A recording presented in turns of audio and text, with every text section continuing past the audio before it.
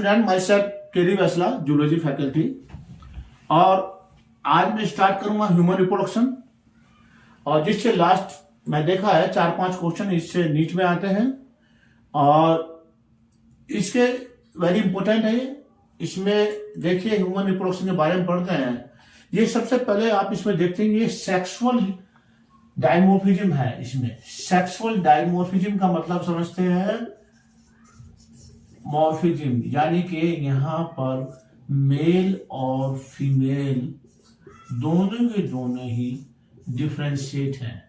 You can identify easily.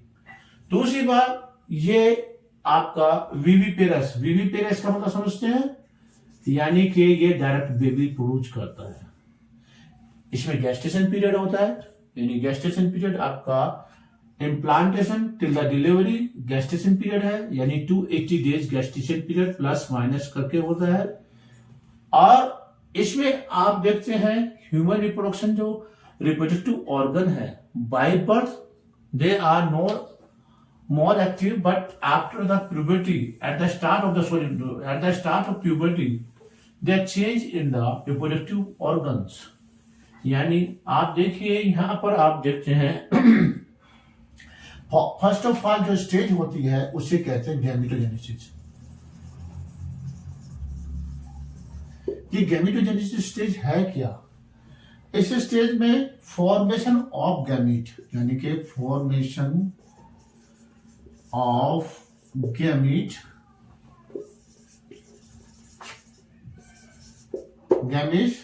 either male gamete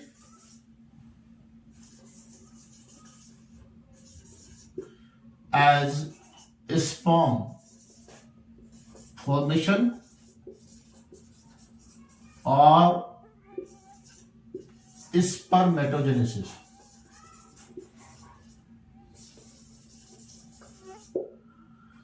second stage यानी second हम देखते हैं फीमेल के अंदर। In female formation of gamete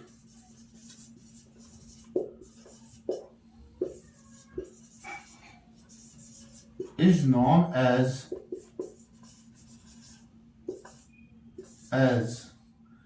oogenesis। अब देखिए यहां पर एक चीज आती है जो हम गैमेटोजेनेसिस में पढ़ते हैं। तो गैमेटोजेनेसिस में आप आइदर स्पर्मेटोजेनेसिस पढ़ें या oogenesis पढ़ें। आपने बच्चों याद होगा 11th में आपने एक टॉपिक पढ़ा होगा सेल साइकिल। यहां पर थोड़ा जिक्र करना जरूरी है सेल साइकिल। यहां पर आपने देखा होगा सेल साइकिल में डोमिनेंटली 2 स्टेज होती है, माइटोसिस और मियोसिस। माइटोसिस और मियोसिस दोनों के दोनों गैमेटोजेनेसिस में हेल्प करती है, आइदर मेल और फीमेल। आप जानते हैं हमारी जो बॉडी है, माइटोसिस डिवीजन को हम सोमैटिक डिवीजन कहते हैं।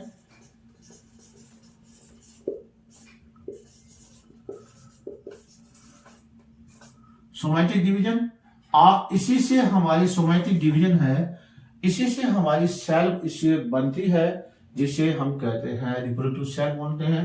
Primary spermatocyte, secondary spermatocyte through the meiosis first, meiosis second. Meiosis division is called आपका जिसे कहते हैं रिडक्शन डिवीजन, और mitosis division is called equatorial division. यानी माइटोसिस को कहते हैं इक्वेटोरल डिवीजन।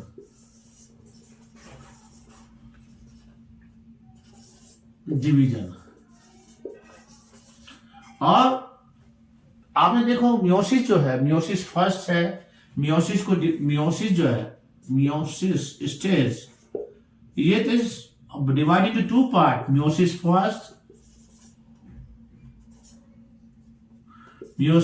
फर्स्ट और मियोसिस सेकंड। तो फर्स्ट में क्या होता है, रिडक्शन होता है, और सेकंड में इक्वेटोरल हो जाता है, डिवीजन।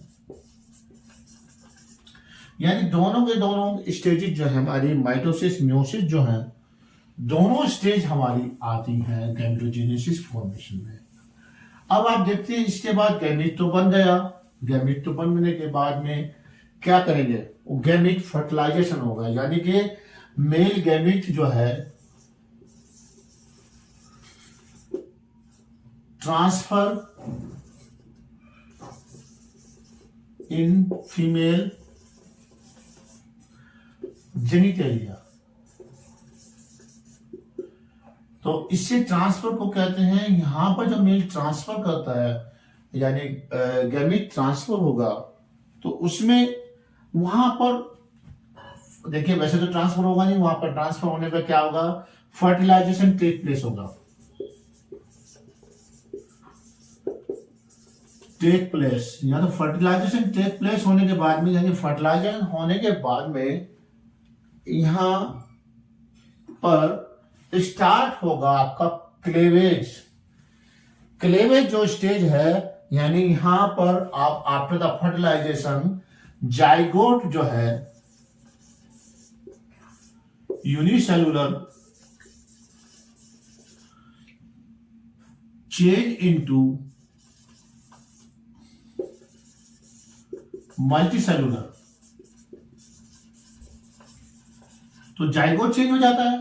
यानी आप जाइगोट जो है, जाइगोट का दूसरा नाम हम ब्लूप्रिंट भी कहते हैं, ब्लूप्रिंट ऑफ बेबी। आपने देखा होगा बच्चों, ये ब्लूप्रिंट ऑफ बेबी कहते हैं जाइगोट।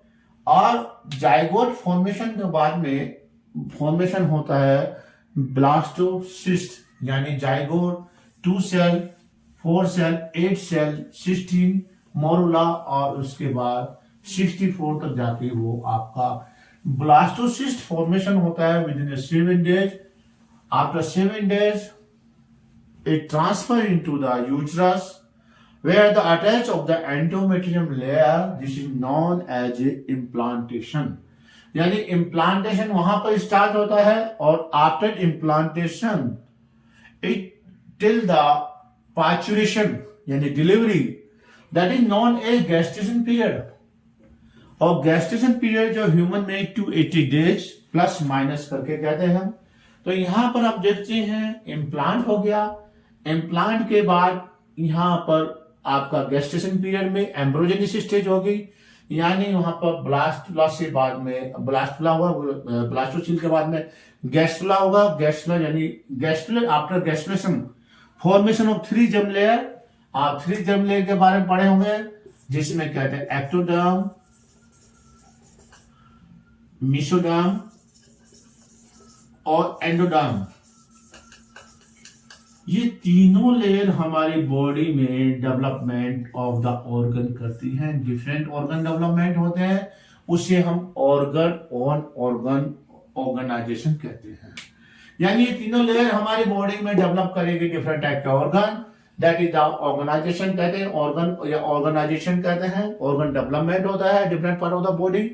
और उसके साथ साथ जो पार्चुरेशन पीरियड होता है, यानी हमारा बेबी जो है basically after the 280 days plus minus that is come out from the female body, उससे हम जो बॉडी के अंदर होता है वो एम्ब्रोनिक डेवलपमेंट कहते हैं। और डिवीजन देखिए दोनों स्टेज में होता है, during the embryonic development and after the embryonic development, यानी पोस्ट एम्ब्रोनिक पीरियड। दोनों ही कंडीशंस में हम पढ़ते हैं आपका जो development through the meiosis as well mitosis के थ्रू। माइटोसिस में डिवीजन जो है बेसिकली इक्वेटोरल है, सोमैटिक सेल का डिवीजन होता है। और मियोसिस में हम पढ़ते हैं बेसिकली रिप्रोडक्टिव सेल। आप जानते हैं रिप्रोडक्टिव सेल के जर्म सेल कहते हैं। तो यहाँ हम जो अब स्टडी करेंगे what is the basic difference into male reproductive organ and female reproductive as a physical. आपने देखा होगा फिजिकल रिप्रोडक्टिव ऑर्गन में ऑर्गन देखते हैं हमारे, जिन्हें हम एक्सेसरी ऑर्गन भी कहते हैं। ये हमारी बॉडी में देखते हैं मेल के अंदर क्या होता है, मेल में अग्रेसिवनेस होता है, मोर मस्कुलर होता है और मोस्टेज है। आप देखते हैं पिच लो होती है, फीमेल में जो है लेस माइल्ड होती है और उसमें पिच कम होती है, पिच ज़्यादा होती है उसकी। और उसके साथ साथ उसमें फीमेल में लेस मस्कुलर है। मेल का पेल्विक रीजन जो है लेस ब्रॉड है, फीमेल का मोर ब्रॉड है। और उसके साथ साथ फीमेल में सबक्यूटेनियस फैट होती है। बेटा सबक्यूटेनियस फैट समझते हैं, जिसे कहते हैं सबक्यूटेनियस फैट, सबक्यूटेनियस फैट यानी ये जो है आपका बॉडी लेयर यानी कि स्किन और बिटवीन ऑर्गन, ये कौन कौन से फीमेल के पास में, चिक में देखते हैं आए आप, और चिक के अलावा थाई, ब्रेस्ट, ये सारे, और हिप्स, यानी कि आप इन सारे पोर्शन में फैट ज्यादा होती है, मेल में फैट कम होती है। मेल का बीएमआर ज्यादा है, फीमेल का बीएमआर कम है। रहा तक प्यूबिक हेयर और एक्सियल हेयर, मेल में प्यूबिक हेयर और एक्सियल हेयर डेवलप होते हैं, अच्छी तरह ज्यादा होते हैं, फीमेल में कम होते हैं। तो ये एक फिजिकल हम मान लेते हैं डिफरेंस बिटवीन द मेल और फीमेल। अब हम बात करते हैं हम मेल रिप्रोडक्टिव ऑर्गन की। अब हम डिफरेंस से अब दोनों के ऑर्गन को बारे में डिस्कस करेंगे। तो अब हम पढ़ाते हैं आपको मेल रिप्रोडक्टिव ऑर्गन। तो मेल रिप्रोडक्टिव ऑर्गन में आप पढ़ते हैं सबसे पहले प्राइमरी सेक्स ऑर्गन टेस्टिस। उसके बाद आप टेस्टिस के बाद पढ़ेंगे उसमें एक्सेसरी डक्ट,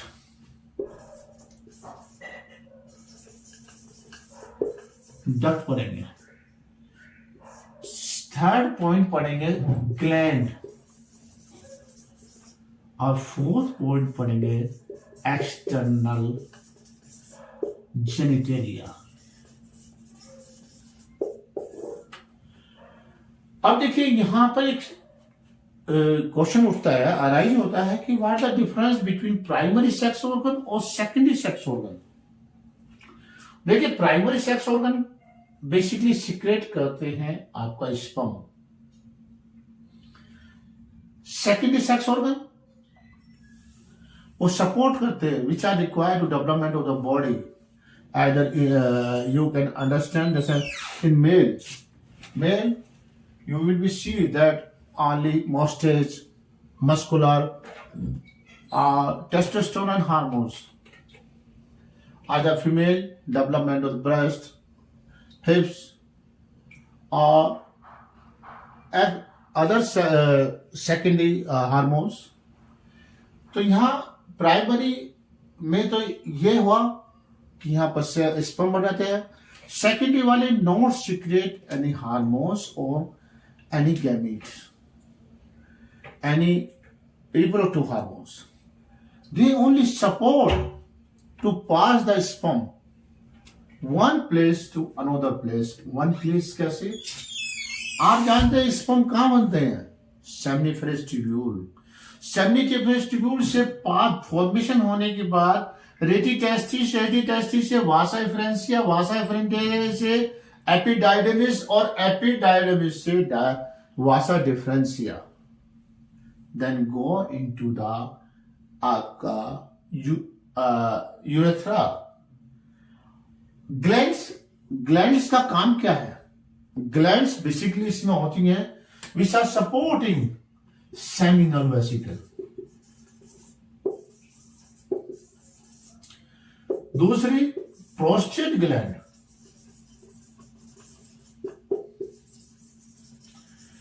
थर्ड पॉइंट चलते हैं बल्बो यूरेथ्रल ग्लैंड, और फोर्थ ग्लैंड है आपका जिसे कहते हैं आप परक्यूशियल gland.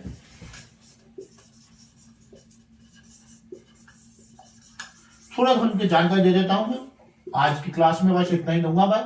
Seminal vesicles 75%, sorry pH उसकी 7.4 है, और 60% जो है सीमन पास करती है, यानी ये एनएच में एनर्जी प्रोवाइड कर रही है।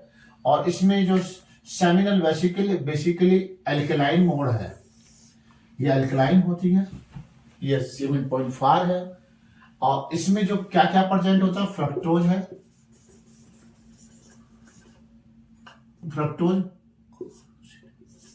फ्रक्टोज के अलावा आप इसमें पढ़ेंगे आप तो फ्रक्टोज के अलावा prostaglandin, which help during the intercourse, sperm movement में हेल्प करता है to contraction of uterine gland. और इसके साथ साथ इसमें कैल्शियम भी प्रेजेंट होता है। दूसरे आप देखिए, ये जो प्रोस्टेट ग्लैंड है ये एसिडिक है, नेचर में एसिडिक, और इसमें सिट्रिक एसिड होता है।